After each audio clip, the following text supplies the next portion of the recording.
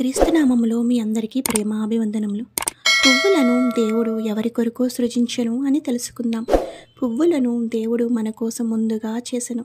పూల తోటను చూస్తే మనకున్న బాధలన్నీ మర్చిపోతాం కాసేపు. ఎందుకంటే అవి ఎంతో అందంగా దేవుడు అలంకరించారు కాబట్టి. వాటిని చూస్తే మన మనసు ఎంతో ఆహ్లాదంగా ఉంటుంది.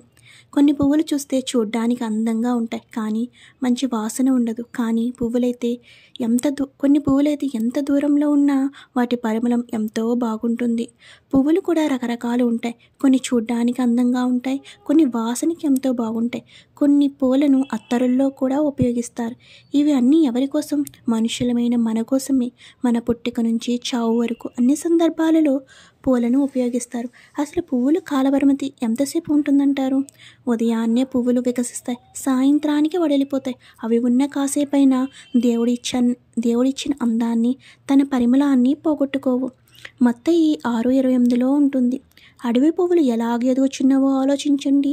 అవి కష్టపడవు, వడకవు. అయినను తన సమస్త వైభవంతో కూడిన సొలొమోను సహితం వీటిలో ఒకదాని వలనను అలంకరింపబడలేదు. మన చుట్టూ ఉన్న మొక్కలకి నీళ్లు పోస్తాం కనుక ఆ పువ్వుల మొక్కలు ఎదుగుతాయి. 2 రోజులు నీళ్లు పోయకపోతే మొక్కలు ఎండిపోతాయి కదా. మరి అడవిలో ఉన్న పూల మొక్కలు ఎలా ఎదుగుతున్నాయో ఎవరైనా గమనించారా? దేవుడు వృద్ధి చేస్తున్నాడు కాబట్టి. అందుకే దేవుడు అంటున్నారు, తన సమస్త వైభవంతో సొలొమోను కట్టిన వాటిలో అడవి పువ్వులంత అందంగా ఏదీ లేదు అని దేవుడే చెప్పేశారు. సొలొమోను కట్టిన వాటిలో బంగారము, వెండి, వెలగల రాళ్ళు ఇవే కదా ఉంటాయి. వీటిలో ప్రాణం ఉండదు. అవన్నీ మనుషులు చేసుకున్నవే కదా ఇవన్నీ. కానీ మొక్కలకి ప్రాణం ఉంటుంది కదా.